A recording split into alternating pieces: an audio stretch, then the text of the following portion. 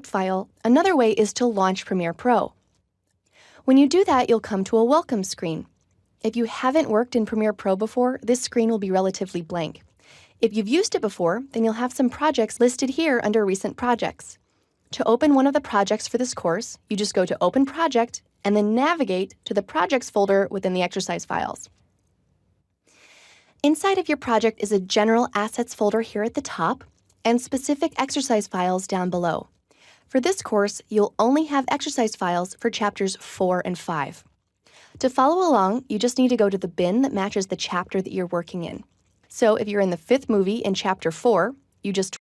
Stories have been shared for as long as people have been able to communicate. There are countless ways that stories can be told.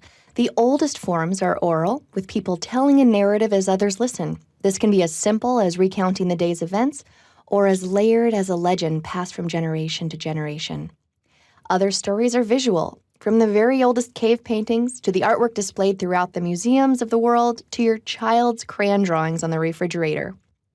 Writers also relay narrative via the written word through any number of means: novel, short story, essay, poem, play, the list goes on. Story can also be told via performance. From plays put on in ancient Rome to the most avant-garde performances on stages today, there are countless opportunities for stories to be shared in front of audiences. Director, cinematographer, and editor all contribute a different part of the story in different ways. And while each of these contains extremely interesting possibilities, it's the role of the editor that we're really going to dig into in this course. So what exactly does the editor do?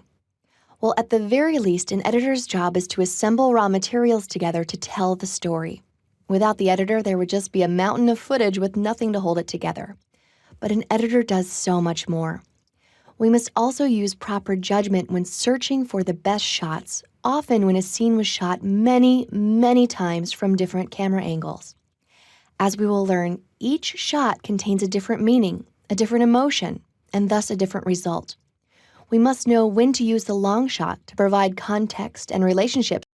Let's talk more about this story creation process and what it means specifically in terms of ethics. As we've said, editing is all about constructing or reconstructing a reality to tell a story. That's quite a job, and needless to say, there's a lot of decisions that every editor must make in putting all of that together.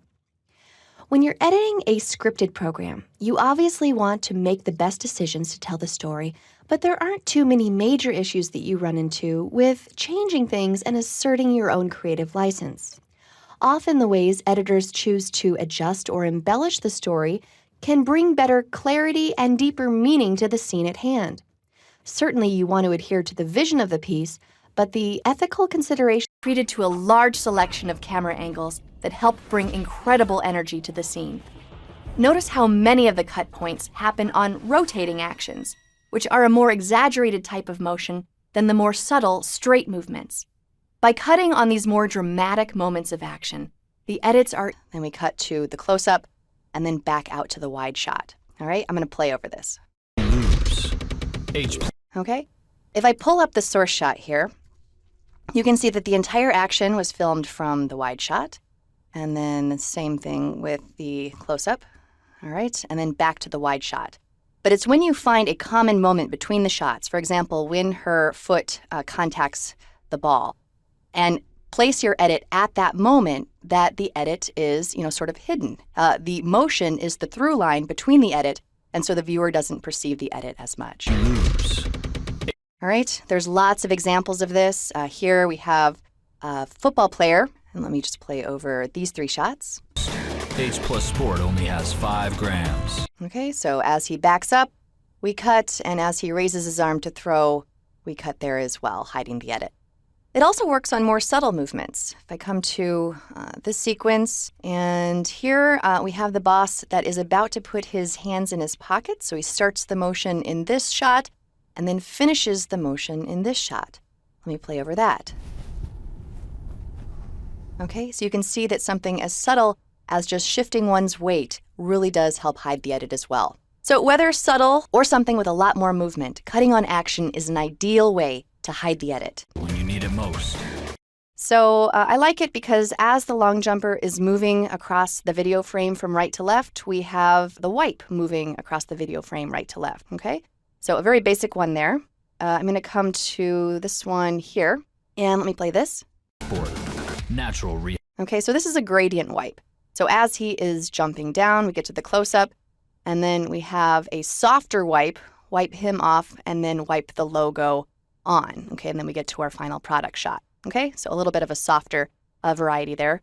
Both of those come fairly standard. I've got the gradient wipe right here, and then the first one was just the wipe. Now, my favorite example is when you do it manually. And I'm going to play over this, and you might not see it at first, but I'll play it again. Water can't give you back what All right, let me play that again. Water can't give you back. Okay, so we have this runner that is wiping off this shot and wiping on this shot, okay? And so what is happening is you see that I have them stacked in the timeline, and I'm just going to select this clip and go to Effect Controls. You can see that I've actually keyframed my mask under opacity, okay? So I have a mask that is keyframed every step of the way, all right? And as he is wiping off the top V2 shot, he's wiping on the V1 shot. That's what we see behind him, all right? So lots of ways to use wipes to transition shots and scenes in various creative ways.